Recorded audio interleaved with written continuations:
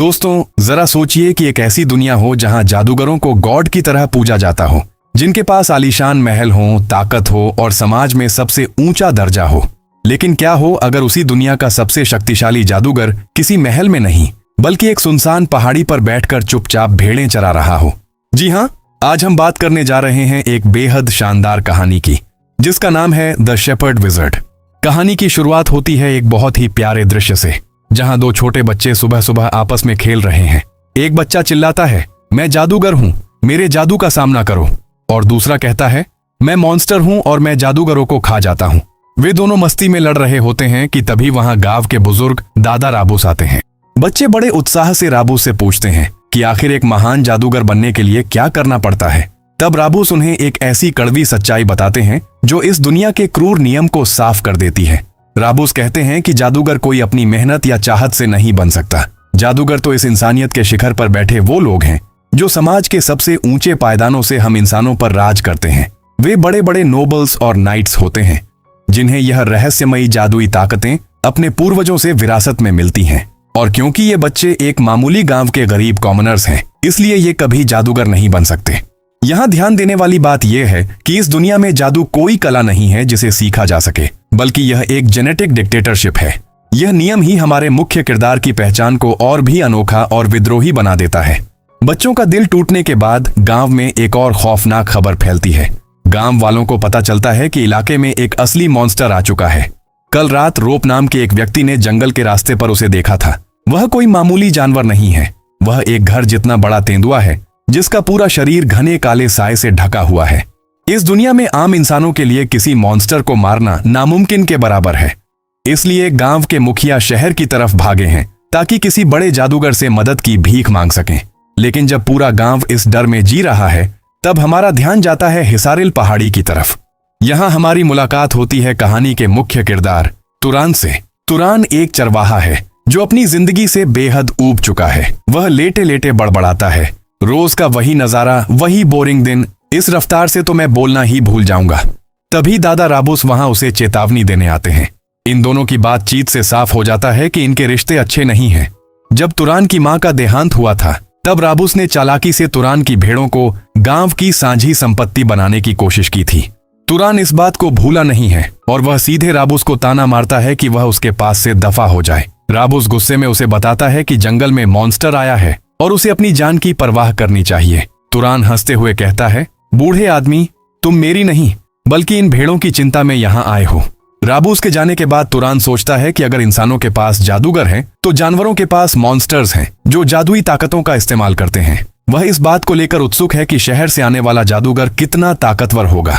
लेकिन तभी अचानक हवा में एक तीखी गंध तैरती है। यह ताजा खून की गंध है। तुरान जब उस गंध का पीछा करते हुए आगे बढ़ता है, तो उसे देखकर झटका लगता है कि दूसरों को सुरक्षित रहने की सलाह देने वाले दादा राबूस खुद उस खतरे के बीच चले गए थे और मॉन्स्टर का शिकार बन चुके थे। उनके घाव इतने गहरे थे कि कोई आम जानवर ऐसा नहीं कर सकता था। तभी झाड़ियों में से वही विशाल काले साए वाला तेंदुआ बाहर निकलता है। अब तुरान के सामने वह खौफनाक मॉन्स्टर खड़ा है, जिससे पूरा गांव थर थर कांप रहा था। दूसरी तरफ गांव वाले यह उम्मीद लगाए बैठे हैं कि जब जादूगर आएगा तो वह सिर्फ एक शब्द बोलेगा और मॉन्स्टर ढेर हो जाएगा। तुरान भी इसी बात की परीक्षा लेने की सोचता है। वह मॉन्स्टर के सामने खड़े होकर अपनी जादुई आवाज में पहला शब्द बोलता है, डाई, मर जाओ। लेकिन मॉन्स्टर पर कोई असर नहीं होता। फिर वह दूसरा शब्द आजमाता है, स्टॉप, रुक जाओ। लेकिन मॉन्स्टर फिर भी बढ़ता रहता है। तुरान समझ जाता है कि सिर्फ सीधे आदेश देने वाले जादू से इस ताकतवर जीव को रोकना मुमकिन नहीं है। वह शांति से मुस्कुराता है और अपनी लाठी उठाते हुए एक बहुत ही कड़क लाइन बोलता है, अगर ऐसा है तो एक चरवाहे को वही करना चाहिए जो एक चरवाहा करता है। अब शुरू होता है असली खेल।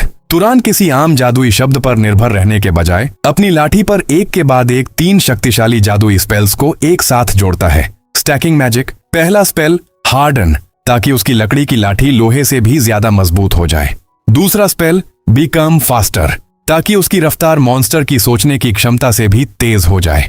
तीसरा स्पेल पियर्स थ्रू, ताकि वह मॉन्स्टर की उस घनी जादुई चमड़ी को आसानी से चीर सके। अपनी लाठी को पूरी ताकत और अचूक निशाने के साथ सीधे तेंदुए के सिर की तरफ तानते हुए तुरान एक जोरदार प्रहार करता है। यह पहली बार था जब तुरान किसी मॉन्स्टर के खिलाफ अपनी जादुई ताकतों का इस्तेमाल कर रहा था। और नतीजा, सिर्फ एक ही झटके में उस विशालकाय डरावने जीव का सिर फट जाता है और वह वहीं ढेर हो जाता है। लेकिन इस लड़ाई के बाद जो होता है वह तुरान के किरदार को और भी मजेदार बनाता है। वह कोई जश्न नहीं मनाता, वह बस उस मरे हुए तेंदुए को देखता है, एक ठंडी सांस लेता है और चिढ़कर कहता है, क्या मुझे इसे किसी खाई में फेंक देना चाहिए? इन गांव के कमबख्तों ने फालतू में मेरा काम बढ़ा दिया।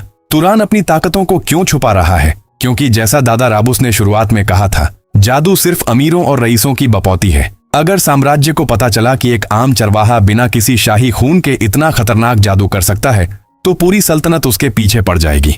इसलिए अपनी शांति के लिए वह इस जीत को छुपाना चाहता है। तुरान याद करता है कि आज से ठीक 8 साल पहले जब वह सिर्फ 10 साल का था, उसे पहली बार अपनी जादुई ताकतों का एहसास हुआ था।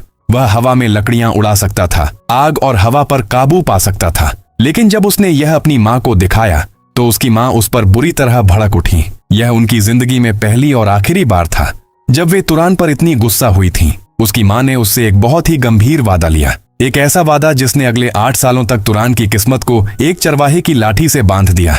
उन्होंने कहा, तुरान, मुझसे वादा करो कि तुम आज के बाद अपनी इस शक्ति का इस्तेमाल कभी किसी के सामने नहीं करोगे। तुरान की माँ उसे बताती हैं कि इस दुनिया में जादू का इस्तेमाल करने वालों को जादूगर कहा जाता है, लेकिन इन जादूगरों में भी 2 श्रेणियां हैं। पहले हैं नोबल्स, जो खुद को देवताओं यानी फ्रेयांस के वंशज मानते हैं, और दूसरे हैं नाइट्स, जो इंसानों और नोबल्स के मिले जुले खून से पैदा हुए हैं। तुरान के पिता एक नाइट थे, इसलिए यह जादुई ताकत तुरान को विरासत में मिली थी। लेकिन नोबल्स इतने क्रूर हैं कि वे नाइट्स को अपने गुलामों की तरह समझते हैं। वे नाइट्स को अपना शिकारी कुत्ता बनाकर रखते हैं और काम निकल जाने पर उन्हें कचरे की तरह फेंक देते हैं। यही वजह थी कि तुरान की माँ ने उसे यह सच छुपाने को कहा, ताकि साम्राज्य के दूसरे जादूगर उसे ढूंढकर उनसे अलग न कर दें। तुरान ने 8 साल तक इस वादे को बखूबी निभाया। फ्लैशबैक खत्म होते ही हम वर्तमान में आते हैं, जहां तुरान के घर के दरवाजे पर जोर जोर से दस्तक होती है। बाहर गांव के कुछ नौजवान खड़े हैं जो डरे हुए भी हैं और गुस्से में भी। वे आते ही तुरान पर एक बेहद शर्मनाक इल्जाम लगा देते हैं। वे कहते हैं कि तुरान ने ही दादा राबुस को चोट पहुंचाई और उन्हें मॉन्स्टर के आगे मरने के लिए फेंक दिया। तुरान उनकी इस चाल को एक ही पल में भांप जाता है। वह उनके चेहरे पर सच बोलते हुए कहता है, मैं समझ सकता हूं कि तुम लोग मुझ पर यह झूठा इल्जाम क्यों लगा रहे हो। गांव का सबसे बुजुर्ग आदमी अकेला मर गया क्योंकि तुम जैसे डरपोक नौजवानों में उस मॉन्स्टर से लड़ने की हिम्मत नहीं थी। अब अपनी इस बुजदिली और गलती का ठीकरा तुम मेरे सिर पर फोड़ना चाहते हो ताकि तुम खुद को बचा सको। जब वे लोग तुरान पर हमला करने की कोशिश करते हैं तो तुरान अपने जादू का एक बहुत ही शानदार और अदृश्य इस्तेमाल करता है। वह सोचता है कि जादू बहुत सुविधाजनक है, अगर मैं पूरी शिद्दत से कुछ चाहूं तो वो मन की ऊर्जा के बदले सच हो जाता है। वह बिना कोई आग या बड़ा तमाशा किए बेहद सावधानी से बस थोड़ा सा जादू इस्तेमाल करता है ताकि किसी को शक न हो।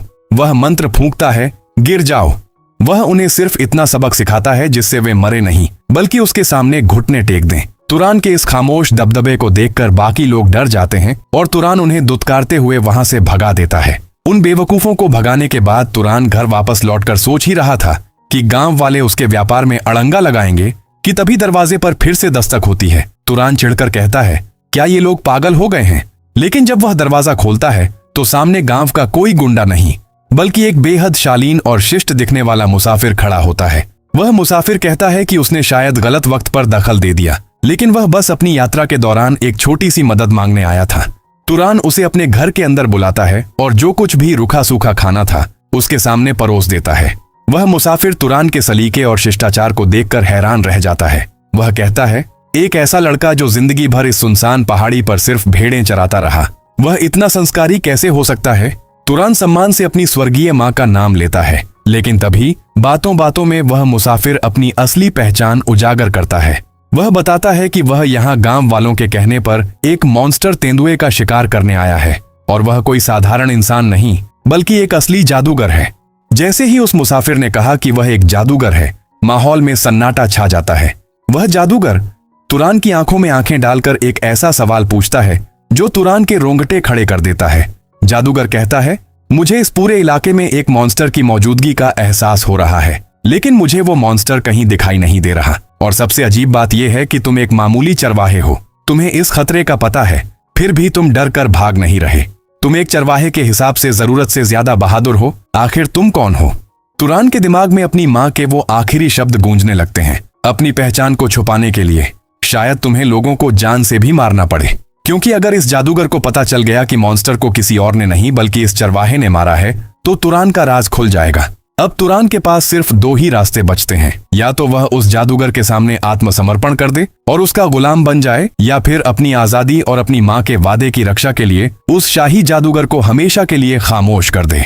तुरान बेहद गंभीर हो गया था क्योंकि उसे लगा था कि उसका राज खुल चुका है। लेकिन तभी सामने बैठा मुसाफिर हंस पड़ता है और कहता है, अगर तुम ऐसा चेहरा बनाओगे तो मेरा मजाक तो बहुत अजीब हो जाएगा। तुरान को तब जाकर राहत की सांस मिलती है कि वह सिर्फ एक मजाक था। मुसाफिर अपनी गलती मानते हुए माफी मांगता है और कहता है कि उसका सेंस ऑफ ह्यूमर थोड़ा खराब है। तुरान भी संभलते हुए कहता है, नहीं, मुझे माफी मांगनी चाहिए, मैंने शायद आपको परेशान कर दिया। किसी जादूगर का मजाक मैं पहली बार सुन रहा था, इसलिए मैं थोड़ा हैरान रह गया था। इसके बाद दोनों के बीच एक औपचारिक परिचय होता है। वह मुसाफिर अपना नाम क्योर्न बताता है, जो खुद को एक वॉन्डरर कहता है। हमारा हीरो अपना परिचय देता है, तुरान, उम्र केवल 18 साल। लेकिन जब क्योर्न अपनी उम्र बताता है तो तुरान के होश उड़ जाते हैं। क्योर्न इस साल पूरे 75 साल के होने वाले हैं। तुरान चौंक कर कहता है, आप बिल्कुल भी इतने बूढ़े नहीं दिखते।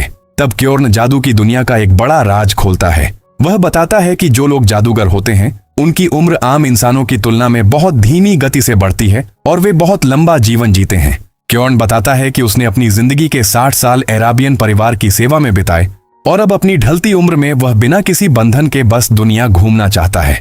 तुरान को उसकी यह सोच काफी रोमांटिक और खूबसूरत लगती है। एक भले इंसान के साथ इतनी सहज और आरामदायक बातचीत करना तुरान के लिए एक बेहद नया और सुखद एहसास था। बातों बातों में कब सुबह का सूरज निकल आता है उन्हें पता ही नहीं चलता। क्योर्न जाने के लिए खड़ा होता है और टेबल पर एक बेहद खास चांदी का सिक्का रखता है। वह कहता है, यह अराबियन सिल्वर है, जो सभी चांदी के सिक्कों में सबसे शुद्ध माना जाता है। इससे तुम्हारे इस स्वादिष्ट भोजन का कर्ज पूरी तरह चुका हो जाएगा। तुरान मुस्कुराकर उसे स्वीकार करता है और क्योर्न के मॉन्स्टर शिकार के सफल होने की दुआ करता है। क्योर्न हंसते हुए कहता है, ऐसा बर्ताव मत करो जैसे हम कभी दोबारा नहीं मिलेंगे। मैं रास्ते में कई बार तुम्हारे यहाँ मुफ्त का खाना खाने आ सकता हूँ। क्योर्न के जाने के बाद तुरान अपनी भेड़ों को इकट्ठा करता है। वह मन ही मन सोचता है कि अपनी जिंदगी में वह पहली बार किसी दूसरे जादूगर से मिला था। उसने हमेशा सोचा था कि नाइट्स सिर्फ घमंडी रईसों के पाले हुए बिना भावनाओं वाले शिकारी कुत्ते होते हैं। लेकिन क्योर्न वास्तव में एक बहुत ही अद्भुत और भला इंसान था। पर अब तुरान के सामने एक छोटी सी दुविधा थी। वह क्योर्न को कैसे बताए कि हिसारिल पहाड़ी पर अब कोई मॉन्स्टर बचा ही नहीं है, क्योंकि उसे तो तुरान पहले ही मार चुका है। उधर पहाड़ी पर जब क्योर्न उस जगह पहुंचता है जहां लड़ाई हुई थी तो वह हैरान रह जाता है। वहां लड़ाई के निशान तो हैं, लेकिन किसी जिंदा मॉन्स्टर का कोई नामो निशान नहीं है। क्योर्न सोचता है कि क्या गांव के मुखिया ने मेरे अलावा किसी और जादूगर को भी काम पर रखा था। खैर, जो भी हो, खतरा टल गया, यही बड़ी बात है। लेकिन तभी अचानक वहां की हवाएं थम जाती हैं। क्योर्न के सामने हवा में एक भयानक काली ऊर्जा प्रकट होती है। क्योर्न चिल्लाता है, यह तो वही मॉन्स्टर है जिसे मैं यहाँ मारने आया हूँ। यह वही तेंदुआ है जिसे तुरान ने मारा था, मगर अब यह दोबारा जिंदा हो गया है। क्योंकि अगर आप किसी मरे हुए मॉन्स्टर के शरीर से माना को सोखते या नष्ट नहीं करते हैं तो वह मरा हुआ मॉन्स्टर एक बेहद खतरनाक प्रेत या आत्मा में बदल जाता है, जिसे रेत कहते हैं। तभी तेंदुआ अचानक अपने भारी भरकम पंजे से हमला कर देता है, लेकिन क्योर्न पीछे हटकर उसे डॉज कर लेता है और सोच में पड़ जाता है कि जिस भी जादूगर ने इस मॉन्स्टर को मारा है वह इतना अनाड़ी तो नहीं हो सकता कि उसे इतनी बुनियादी बात भी न पता हो। तो फिर उसने इस मॉन्स्टर को रेत बनने के लिए खुला क्यों छोड़ दिया? क्या उसका कोई और इरादा था? यह सब सोचते हुए वह उसके सारे हमलों को चकमा देकर बचता रहता है। क्योर्न तुरंत अपने फायर रेजर से हमला करता है, लेकिन तभी एक खौफनाक घटना घटती है। क्योर्न का फायर रेजर पूरी तरह से मिस हो जाता है। क्योर्न थर थर कांपने लगता है क्योंकि मॉन्स्टर अचानक रेत में कहीं गायब हो जाता है और थोड़ी देर बाद उसके पीछे से निकलकर एक घातक हमला कर देता है। क्योर्न समझ जाता है कि यह कोई मामूली खतरा नहीं है। इस दर्जे के मॉन्स्टर रेत से कोई साधारण नाइट मुकाबला नहीं कर सकता। इसके लिए कम से कम एक हाई लेवल नोबल जादूगर की जरूरत पड़ेगी। मौत को अपने सामने देखकर भी क्योर्न हार नहीं मानता। वह अपनी बची कुची सारी जादुई ऊर्जा को अपने हाथ में इकट्ठा करता है ताकि जैसे ही वह मॉन्स्टर उस पर झपटे वह उसके सीने के पार वार कर सके। जैसे ही रेत हमला करने वाला होता है, अचानक दूर से एक भयंकर नीली रोशनी निकलते हुए आती है और मॉन्स्टर को बीच से ही चीर देती है। क्योर्न अपनी आखिरी सांस गिन ही रहा था कि तभी अचानक पीछे से एक जानी पहचानी शांत आवाज आती है, क्या आप ठीक हैं? क्योर्न मुड़कर देखता है तो वहां कोई बड़ा नोबल जादूगर नहीं बल्कि वही चरवाहा तुरान हाथ में अपनी लाठी लिए खड़ा है। तुरान ने पलक झपकते ही उस महाशक्तिशाली मॉन्स्टर को धूल चटा दी थी, जिसे देखकर क्योर्न भी हैरान रह गया। क्योर्न की आंखें फटी की फटी रह जाती हैं और उसके मुंह से निकलता है, तो तुम भी एक जादूगर थे? तुरान शालीनता से कहता है, हाँ सर। क्योर्न पूछता है, तुमने मुझे पहले क्यों नहीं बताया और तुमने अभी मेरी मदद क्यों की? तुम चाहते तो यहां से चुपचाप जा सकते थे। तभी हमें पास्ट का सीन दिखाया जाता है जहां पर तुरान मुस्कुराता है और क्योर्न से पूछता है कि वह इस गांव के लिए अपनी जान जोखिम में डालकर इतनी दूर क्यों आया। वह कहता है कि आपकी काबिलियत के हिसाब से आप शहर में रहकर कहीं ज्यादा आराम से बहुत सारा पैसा कमा सकते थे। तब क्योर्न जो जवाब देता है वह तुरान का दिल जीत लेता है। क्योर्न कहता है, ये सीमा पर रहने वाले लोग बहुत दयनीय हैं, जो बिना किसी सुरक्षा के रोज डर डर कर जीते हैं। एक जादूगर के पास देवताओं की दी हुई शक्ति होती है। अगर हमारे पास यह ताकत है तो हमें इन मासूम और शक्तिहीन आम लोगों की रक्षा करने में गर्व महसूस होना चाहिए। अब सीन प्रेजेंट में आती है। क्योर्न अपनी जान बचाते हुए तुरान से कहता है, तुरंत गांव की तरफ जाओ और सबको यहां से सुरक्षित बाहर निकालो। मैं इसे यहां रोक कर रखता हूं। वह मन ही मन जानता है कि वह ज्यादा देर नहीं टिक पाएगा, लेकिन तुरान बड़े आराम से कहता है, कोई बात नहीं, अगर अभी वाला हमला सीधा उस पर लगा है तो मुझे लगता है कि सब ठीक हो जाएगा। क्योर्न हैरान रह जाता है। क्या इस लड़के का कहना यह है कि जो विनाशकारी हमला उसने अभी किया वह उसकी पूरी ताकत का हिस्सा भी नहीं था? तभी हम देखते हैं तुरान अपने पावर टेलीकिनेसिस का इस्तेमाल करता है, जिससे आसपास के सारे छोटे छोटे पत्थर हवा में तैरने लगते हैं। यहाँ पर तुरान अपनी लिमिट जानने के लिए उत्सुक था। यह देखकर क्योर्न भी जोश में आ जाता है और कहता है, मैं भी तुम्हारा साथ दूंगा। लेकिन जैसे ही मॉन्स्टर हमला करने वाला होता है, तुरान एक जोरदार पंच मारकर उसे पीछे धकेल देता है। इसके तुरंत बाद वह एक साथ कई छोटे छोटे पत्थरों से उस पर हमला कर देता है। उसकी अटैक रेंज देखकर क्योर्न मन ही मन सोचता है, क्या मुझे इस लड़ाई में कूदने की जरूरत भी है? तभी हम देखते हैं कि मॉन्स्टर और भी ज्यादा एग्रेसिव होकर तुरान पर हमला करने की कोशिश करता है, लेकिन वक्त रहते वह पीछे हटने में ही अपनी भलाई समझता है। वह आग से भी हमला करता है, लेकिन उससे भी मॉन्स्टर को कुछ खास फर्क नहीं पड़ता। क्योर्न जोर से चिल्लाकर तुरान को चेतावनी देता है, अपनी शारीरिक ताकत या केवल डंडे से तुम किसी मॉन्स्टर को नहीं मार सकते, क्योंकि मॉन्स्टर एक रूहानी शक्ति है। उसे खत्म करने के लिए तुम्हें एलिमेंटल मैजिक यानी आग या बिजली का इस्तेमाल करना होगा। तुरान तुरंत अपने मन को पूरी तरह केंद्रित करता है। वह अपने अंदर बह रही ऊर्जा को महसूस करता है और फिर अपने फायर मैजिक से एक जबरदस्त हमला करता है।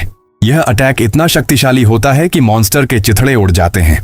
यह सब देखकर क्योर्न के दिमाग को एक बहुत बड़ा झटका लगता है। वह तुरान की लड़ाई का तरीका देखकर समझ जाता है कि इस लड़के को जादू की दुनिया के सबसे बुनियादी नियम का भी ज्ञान नहीं है। और वह बुनियादी नियम क्या है? उसे कहते हैं कॉजेलिटी का नियम। यह नियम कहता है कि किसी भी विजार्ड की शक्ति को किसी दूसरी जीवित वस्तु या तत्व पर लागू करने के लिए सबसे पहले उसके साथ एक उचित माध्यम या संबंध स्थापित करना आवश्यक होता है। वह सोचता है कि अगर तुरान को माना सोखने या जादू के बुनियादी नियमों का नहीं पता, तो इसका मतलब साफ है कि पहाड़ी पर उस विशाल तेंदुए को मारने वाला कोई और नहीं बल्कि यही चरवाहा तुरान था। उसने मॉन्स्टर को मार तो दिया, लेकिन उसकी जादुई ऊर्जा यानी माना को अपने अंदर सोखा नहीं, जिसके कारण वह मॉन्स्टर एक तड़पती हुई आत्मा यानी रेत में बदल गया। लड़ाई खत्म होने के बाद क्योर्न गहरी सांस लेता है और कहता है कि यह मॉन्स्टर इतना ताकतवर था कि इससे लड़ने के लिए कम से कम एक नोबल क्लास जादूगर की जरूरत पड़ती, लेकिन तुमने इसे अकेले ही संभाल लिया। वह तुरान को सलाह देता है कि अगर तुम भविष्य में ऐसे किसी और मॉन्स्टर से नहीं मिलना चाहते, तो सबसे पहले इस मरे हुए जीव की बची हुई माना को अपने अंदर सोख लो। जब तुरान मासूमियत से पूछता है, मैं यह कैसे करूं, तो क्योर्न उसे गाइड करता है, अपने दिमाग में यह कल्पना करो कि तुम किसी बहती हुई ऊर्जा को अपने भीतर खींच रहे हो। तुरान वैसा ही करता है। जैसे ही माना तुरान के शरीर में प्रवेश करती है, उसे अपनी रगों में एक अजीब सा असीम आनंद महसूस होता है। क्योर्न मन ही मन सोचता है कि इस लड़के का इनबॉर्न पोटेंशियल यानी जन्मजात क्षमता इस दुनिया के किसी भी आम नाइट या जादूगर की लीग से बहुत ऊपर है। यह लड़का निश्चित ही कोई असाधारण नोबल है। जब सब शांत हो जाता है तो क्योर्न बहुत ही आदर के साथ तुरान के सामने झुकता है और उससे माफी मांगता है कि उसने पहले उसे एक मामूली लड़का समझकर शिष्टता नहीं दिखाई थी। वह तुरान से उसके महान घराने का नाम पूछता है, लेकिन तुरान उसे टोकते हुए कहता है, क्योर्न, पहले अपने हाथ से यह खून साफ करो और प्लीज मुझे कोई महान व्यक्ति मत समझो। मैं बस एक साधारण चरवाहा हूं जिसे यह भी नहीं पता कि उसका बाप कौन है।